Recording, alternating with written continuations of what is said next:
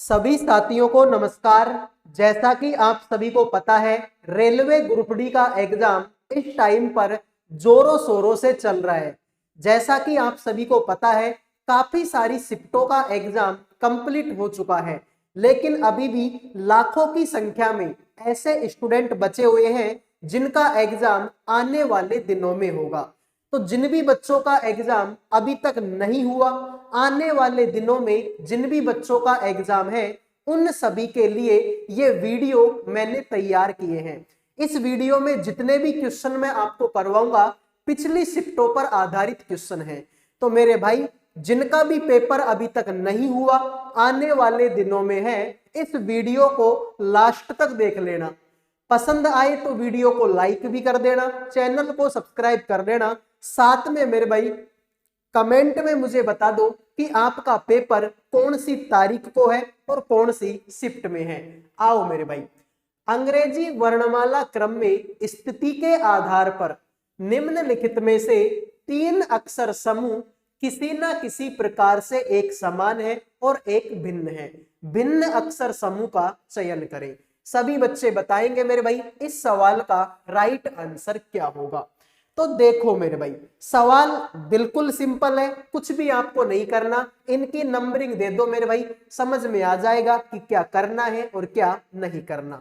तो मेरे भाई देखो, शुरू के अक्षरों को तो छोड़ दो, लास्ट के अक्षरों देख लो। एफ ए, एफ आएगा 6 पर, ए आएगा 1 पर। आई ई, आई आएगा 9 पर, ई आएगा 5 पर। ठीक है मेरे भाई। उसके बाद में एस ओ, एस आएगा 19 पर, ओ आएगा 15 पर। एच डी, एच आएगा 8 पर, डी आएगा 4 पर। तो 6 में से 5 घटाऊंगा तो 1 आएगा, 9 में से 4 घटाऊंगा तो 5 आएगा, 19 में से 4 घटाऊंगा तो 15 आएगा, और 4 में से 4 घटाऊंगा तो 4 आएगा। तो सब में से 4 4 घटाया, इसमें से मैंने 5 घटा दिया। इसका मतलब यही सवाल यही ऑप्शन तुम्हारा क्या है? भिन्न है। ठीक है भाई, तो भिन्न अक्षर समूह चुनना था, यही ऑप्शन तुम्हारा राइट हो जाएगा। अगले सवाल को देखो भाई। वीडियो में आगे बढ़ने से पहले जो भी बच्चे रेलवे ग्रुप डी एग्जाम 2025 की तैयारी कर रहे हैं, जिनका भी एग्जाम अभी तक नहीं हुआ, आने वाले दिनों में जिन भी बच्चों का एग्जाम है, उन सभी के लिए करंट अफेयर्स का, जीके का, रीजनिंग का और मैथ सब्जेक्ट का पीडीएफ तैयार कर दिया केवल 100 रुपए में। 100 रुपए में आपको पूरी 2025 की करंट अफेयर मिलेगी। उसके अलावा जीके, रीजनिंग और मैथ ये सब्जेक्ट भी आपको मिलेंगे। साथ में अगर कोई बच्चा पूरे पीडीएफ को ध्यान से पढ़ लेता है, मन लगाकर पढ़ लेता है, तो लगभग वो सिलेक्शन के काफी नजदीक पहुंच जाएगा। तो मात्र 100 रुपए का पीडीएफ है, लास्ट टाइम है। अगर 100 रुपए के पीडीएफ से 10 क्वेश्चन भी अगर एग्जाम में मिल जाते हैं, तो ये बड़ी अच्छी बात हो जाएगी लास्ट टाइम पे। तो जिन भी बच्चों को पीडीएफ चाहिए, इन नंबरों पे व्हाट्सएप मैसेज करके मात्र और मात्र 100 रुपए में आप चारों सब्जेक्टों का पीडीएफ ले सकते हो। तो जिनको चाहिए मैसेज कर देना। अब बढ़ता हूं अगले सवाल पर। अगला सवाल आपके सामने है, देखो भाई। निम्न श्रृंखला को पूरा करने के लिए कौन सा अक्षर समूह प्रश्न चिन्ह को प्रतिस्थापित करेगा? सभी बच्चे बताएंगे मेरे भाई इस सवाल का राइट आंसर क्या होगा। तो देखते हैं आप में से कितने बच्चे सवाल का आंसर करेंगे। W आता है 23 नंबर पर और U आता है 21 नंबर पर। तो 23 में से 2 घटाएंगे 21 होगा। अब 21 में से अगर मैं 2 घटा दूं तो 19 नंबर का आएगा। 19 नंबर पर तो S आता है। तो S तो इसी ऑप्शन में है, मतलब यही ऑप्शन तुम लोगों का क्या होगा? राइट होगा। और भी देख लो मेरे भाई, ऐसे करता हूं मैं, लास्ट के अक्षर को चेक कर लेता हूं। देखो मेरे भाई, लास्ट का अक्षर इसमें R है जो कि 18 पर आएगा, इसमें M है जो कि 13 पर। तो 18 में से 5 कम करेंगे 13, और 13 में से 5 कम करेंगे 8, 8 नंबर पर H। तो लास्ट में H भी इसी ऑप्शन में है। तो कैसे भी कर लो मेरे भाई, राइट आंसर आप लोगों का सी होगा। आइए अगले सवाल पर बढ़ते हैं। अगला सवाल आपके सामने है, दिए गए समीकरण को सही बनाने के लिए किन दो गणितीय चिन्हों को आपस में बदलना होगा। जैसे ही सवाल की शक्ल देखूंगा आंसर बता दूंगा कि कौन से चिन्हों को बदलना है। सर इतना कैसे, हमको भी बताओ ऐसा कोई तरीका, ताकि हम भी सवाल की शक्ल देखते ही बता दे कि इस सवाल का राइट आंसर क्या होगा। तो मेरे भाई तुमको अगर थोड़ी बहुत भी नॉलेज है, अगर तुम्हारी प्रैक्टिस थोड़ी बहुत भी अच्छी है, तो तुम भी बता पा रहे होंगे कि सवाल का आंसर क्या होगा। मुझे ये बताओ आंसर तुमको कैसा लाना है। सर छोटा सा आंसर लाना है, 5। छोटा सा ही तो आंसर भाई 5। जबकि अगर तुम देखोगे भाई 192 को गुणा करना है किसके साथ, 16 के साथ। अगर मेरे भाई 192 को 16 से गुणा करोगे तो आंसर बहुत बड़ा आएगा, जबकि हमको तो छोटा सा लाना है।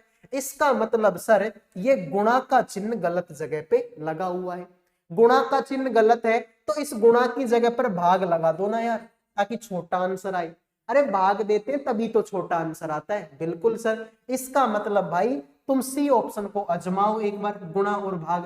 तो भाग की गुणा की जगह पर तो मैं लगाता हूं भाग, और भाग की जगह पर लगा रहा हूं मैं गुणा। तो देखो 16 का भाग 192 में देंगे, 16 एकम 16, 16 दूना 32, प्लस में मेरे भाई 9 है और 8 दूनी 16 है। तो मेरे भाई देखो 12 और 9 कितना होता है, 21 होता है। 21 में से 16 घटाएंगे तो 5 आंसर आ गया।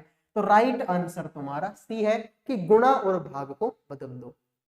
तो मैंने पहले ही बोला था कि सवाल की शक्ल देखते ही आंसर आ जाएगा कि इस सवाल का आंसर क्या हो सकता है। अगले सवाल पर बढ़ते हैं। अब इस बात के लिए तो एक लाइक और एक सब्सक्राइब तो बनता है भाई। एक निश्चित कूट भाषा में ड्राफ्ट को इस तरीके से लिखा गया, लिमिट को इस तरीके से लिखा गया, तो उसी भाषा में बताओ मेजर को कैसे लिखा जाएगा। तो देखते हैं आप में से कितने बच्चे इस सवाल का राइट आंसर करेंगे। तो ऐसे सवालों को करने का एक ही तरीका है कि आप इनकी नंबरिंग दे दो मेरे भाई। तो देखिए यार, ड्राफ्ट डी आएगा 4 पर, आर आएगा 18 पर, ए आएगा 1 पर, एफ आएगा 6 पर और टी आएगा 20 पर। इसको देखो मेरे भाई, जी आएगा 7 पर, यू आएगा 21 पर, डी आएगा 4 पर, आई 9 पर और डब्ल्यू आता है 23 पर। तो 4 में 3 जोड़ेंगे 7, 18 में 3 जोड़ेंगे 21, 1 में 3 जोड़ेंगे 4, 6 में 3 जोड़ेंगे 9 और 20 में 3 जोड़ेंगे तो 23। सब में हमको 3 3 जोड़ना पड़ेगा। तो यहां पर मेरे भाई इसको देख लो मेजर को, एम आएगा 13 पर, ए आएगा 1 पर, जे 10 पर, ओ 15 पर, आर आएगा 18 पर। 13 में 3 जोड़ेंगे तो 16 नंबर का दिख रहा है ना, हाँ 16 नंबर पर पी आएगा। 1 में 3 जोड़ेंगे 4, 4 नंबर पर डी आएगा। तो पी के बाद में डी इसी ऑप्शन में है। और भी देख लो 10 में 3 जोड़ेंगे 13, 13 नंबर पर एम। तो कैसे भी कर लो यार, आंसर तुम्हारा ऑप्शन बी होगा। आओ मेरे भाई अगले सवाल पर बढ़ते हैं। देखिए अगला सवाल आपके सामने है। देखो भाई, आपको बताना है कि इन खाली स्थानों में मैं क्या रखूं ताकि हमारी सीरीज कंप्लीट हो जाए। तो मेरे भाई मैंने अब से पहले भी बताया है कि ऐसे सवालों का आंसर तुमको सवाल में ही मिलता है। मैं बिना ऑप्शन देखे हुए भी इस सवाल को कर सकता हूं, तुम भी कर सकते हो। ठीक है, तुम भी कर सकते हो बिना ऑप्शन देखे हुए इस सवाल को। सर कैसे करेंगे मेरे भाई, तो ध्यान से देखो कैसे करेंगे। तुमको यहाँ पर एक चीज दिखाई दे रही है, ठीक है, देखो तुमको यहाँ पर एक चीज दिखाई दे रही है कि मेरे भाई डबल ई है, तो ई 2 बार है, तो तुम भी ई को यहाँ पर ऐसे करो 2 बार कर दो, डबल ई एफ हो गया सर ये तो अब इसको भी कर दो मेरे भाई, डबल ई एफ इसको भी बना दो, डबल ई एफ इसको भी बना दो और डबल ई एफ। तो मेरे भाई देखो डबल ई एफ हो गया, डबल ई एफ हो गया, डबल ई एफ ये भी हो गया और डबल ई एफ ये भी हो गया। तो double E F, double E F, double E F और डबल ई एफ, मतलब पहले खाली स्थान में ई आया, दूसरे खाली स्थान में भी ई आया, तीसरे खाली स्थान में एफ आया, चौथे में भी एफ आया और पांचवे में ई आया। तो डबल ई, डबल एफ और ई, जिन्होंने आंसर दे दिया ऑप्शन 1 उनके मजे, बाकी सभी का सवाल गलत है। तो मैंने भाई अब मुझे बताओ, मुझे ऑप्शन देखने की जरूरत पड़ी? नहीं देखा ना मैंने ऑप्शनों को, तो बिना ऑप्शन देखे भी हम इसका आंसर कर सकते हैं। तो सभी बच्चे मेरे भाई अब तो कर दो लाइक यार, अब तो लाइक करना तो बनता है। देखो सभी बच्चे बताएंगे इस सवाल का आंसर क्या होगा। बड़े ही सिंपल तरीके से मैं तुमको बताऊंगा कि इन सवालों को कैसे करना है। तुमने किसी भी टीचर से पढ़ लिया हो, उसे मुझे कोई मतलब नहीं है, ठीक है। यूट्यूब पर बहुत है भाई रीजनिंग के किंग, हम तो किंग भी नहीं है, लेकिन बहुत ही सिंपल तरीके से तुमको बता दूंगा और तुम कहीं पर भी नहीं अटकोगे। देखो भाई, तुमको बोला कि हैज का मतलब क्या है? हैज का मतलब तो सर पापा है, एट द रेट का मतलब तो पुत्री है, एंड का मतलब तो बहन है, और प्रतिशत का मतलब तो पत्नी है। अब बताओ सर, तो देखो भाई सवाल का आंसर देख लो क्या होगा। देखो यहाँ पर तो हैज है ना, हैज का मतलब तो पापा है, तो इसका पापा होगा ये, तो डब्लू, ठीक है भाई। देखो पूरे सवाल को करने की भी जरूरत नहीं है, यहाँ पर तो के और टी के बारे में पूछा है, तो मेरे भाई ये तो रहा के और ये रहा टी, तो ऐसे करो इसको हटा दो, इसकी कोई जरूरत ही नहीं। अरे मैं फालतू में क्यों माथा फोड़ी करूं, ये बताओ। के का और टी से मतलब है, तो ये रहा के और ये रहा टी, तो इसको तो हटा दो, कोई मतलब नहीं है इसका, ठीक है। इसको हटा दो, इसका कोई मतलब नहीं है। तो देखो भाई इसको मैंने हटा दिया। आगे है एंड, एंड का मतलब तो क्या है? बहन है, तो इसकी बहन होगी ये टी। तो टी जो है सर ये तो बहिन लगेगी मेरे भाई, किसकी? सर ये तो वाई की बहिन लगेगी।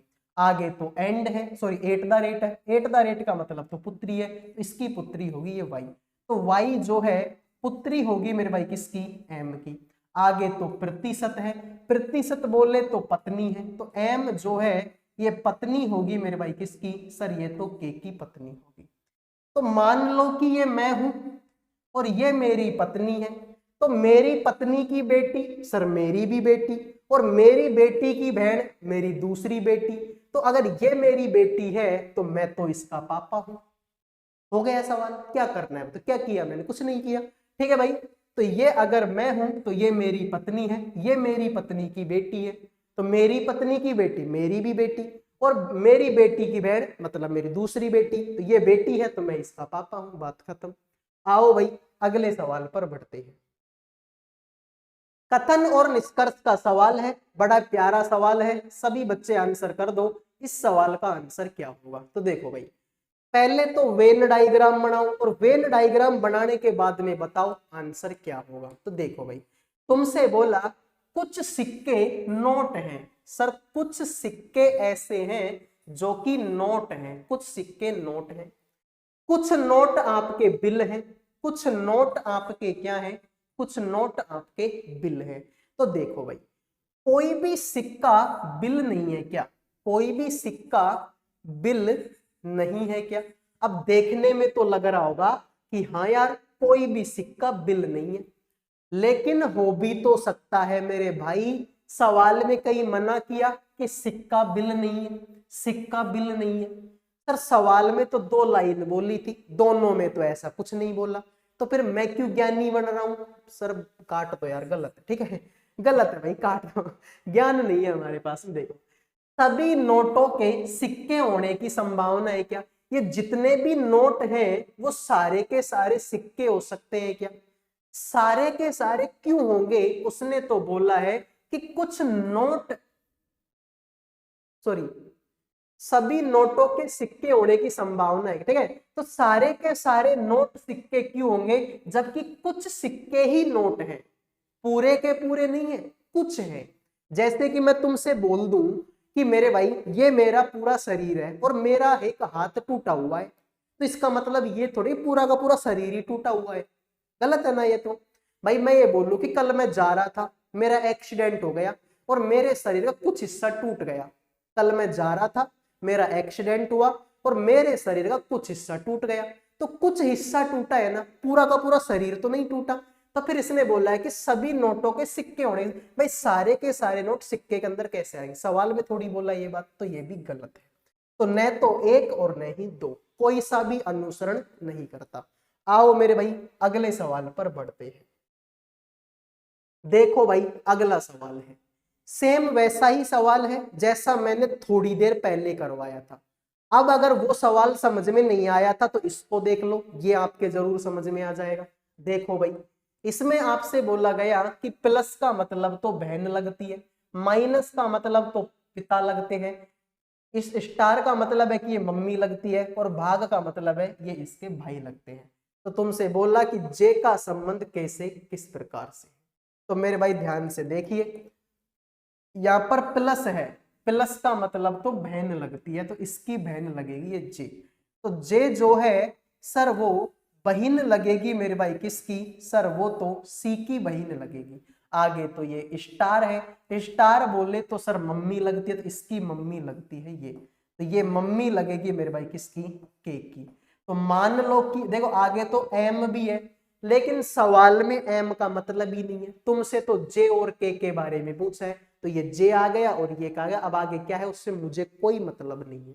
तो मान लो कि ये मैं हूं, ये मेरी मम्मी है, तो मेरी मम्मी की बहन क्या लगेगी, सर मम्मी की बहन तो मौसी लगती है।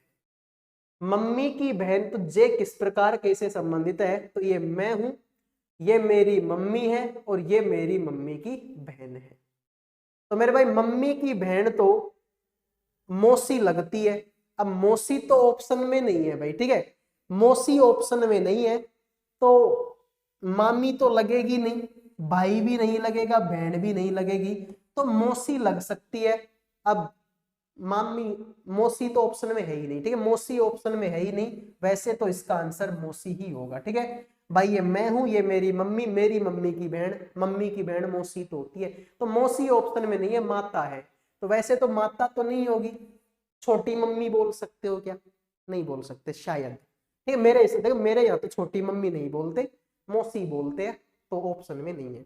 आओ भाई अगले सवाल पर बढ़ते हैं।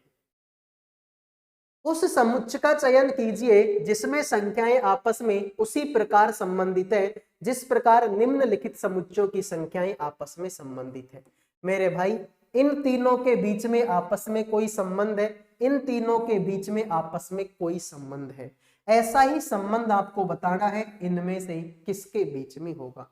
तो मेरे भाई ध्यान से देखिए, 82 में से कितना घटाऊं कि 75 आ जाए, तो सर 7 घटा दो, और 75 में से कितना घटाओगे 66, सर 11 घटा दो, 69 में से 7 घटाऊंगा तो 62 आएगा, और 62 में से 11 घटाऊंगा तो 53 आएगा।